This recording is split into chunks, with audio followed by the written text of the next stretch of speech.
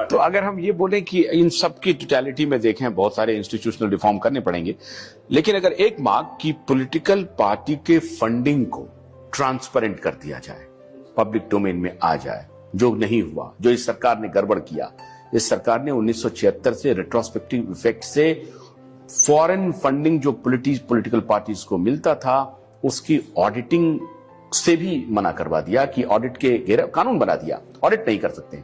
तो अगर political parties का फंडिंग पे एक रोक लग जाए तो यहां से शुरुआत हो सकती है, क्योंकि आप अगर नहाते हैं तो पैर से नहीं पूछते हैं, ऊपर से पूछते हैं।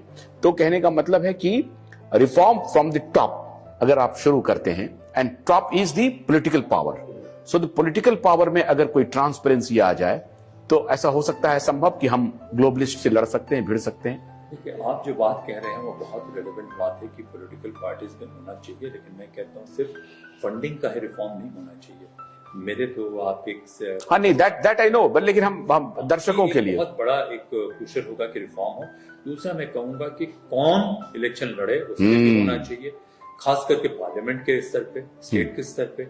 बहुत से लोग हैं जो पार्लियामेंट के स्तर पे सिर्फ ब्रोकरेज के लिए लड़ रहे हैं। परिवारवाद का भी खत्म होना बहुत जरूरी है कि उसके जरिए बाहर की जो डीप स्टेट्स हैं वो क्या करते हैं कि किसी फैमिली को परमानेंट बना देना चाहते हैं ताकि उनके जरिए वो पूरे सिस्टम को कंट्रोल करके रखे रहें। और जहां पर भी, मैं किसी के बारे में नहीं कह रहा हूं, पूरे किसी के प्रति कोई दुर्भावना नहीं रख रहा हूं, कहीं पर भी अगर एक फैमिली या एक कार्टेल कंटिन्यू करेगा तो किसी न किसी बाहर की पेट्रोनेज होती है और सिस्टम को हाईजैक करता है और सारी जगह का इसको खराब करता है। तो आपकी बात बिल्कुल सही है कि पॉलिटिकल फंडिंग ट्रांसपेरेंट हो और इलेक्शन का कॉस्ट मिनिमम।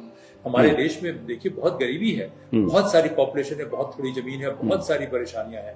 तो ये बहुत बड़ा काम होगा, लेकिन संभव नहीं है कि ये हो जाएगा सिर्फ कहने से, क्योंकि उसको रेगुलेट कौन करेगा। पहले आज से 12-15 साल पहले मैं कहीं पे था तो मैंने सोचा कि इस तरीके से करके किया जाए तो कोई लोग भी यहाँ से चले जाते हैं तो भारत में चले जाएंगे तो हमें हकीकत पता चल जाएगी।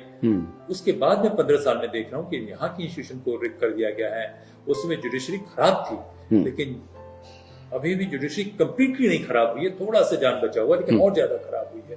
तो देखिए, जो आप बात कह रहे हैं बहुत जरूरी है, मैं मानता हूँ, लेकिन मैं कहता हूँ कि सबसे जरूरी जो बात है कि जितने हिंदुस्तान के कॉर्पोरेट के स्टेक होल्डर्स है वो सामने आए, क्योंकि अगर हिंदुस्तान को परेशानी होगी, चाहे वो कोई भी क्यों ना हो, उनको बहुत जबरदस्त परेशानी होने वाली है। वो वनरेबल होंगे। पॉलिटिकल क्लास से कुछ लोग आए, जुडिशरी के सर्विंग नहीं तो रिटायर्ड ही कुछ लोग आए, ब्यूरोक्रेसी से कुछ लोग आए, और एक नेशनल विजन हम लोग बनाए और इसको करें। और सबसे पहला रिफॉर्म आपका होना चाहिए पॉलिटिकल पार्टीज की फंडिंग ट्रांसपेरेंट। और मेरा तो मानना है कि कोई भी चीफ मिनिस्टर या कोई भी मिनिस्टर एक टर्म इस तरीके से दीजिए कि सर्विंग मिनिस्टर कैंपेन करने नहीं चाहिए। अब मीडिया का रिफॉर्म भी सबसे पहले ट्रांसपेरेंट होना चाहिए। मीडिया तो देखिए कि बहुत सारे मीडिया में नहीं होने चाहिए।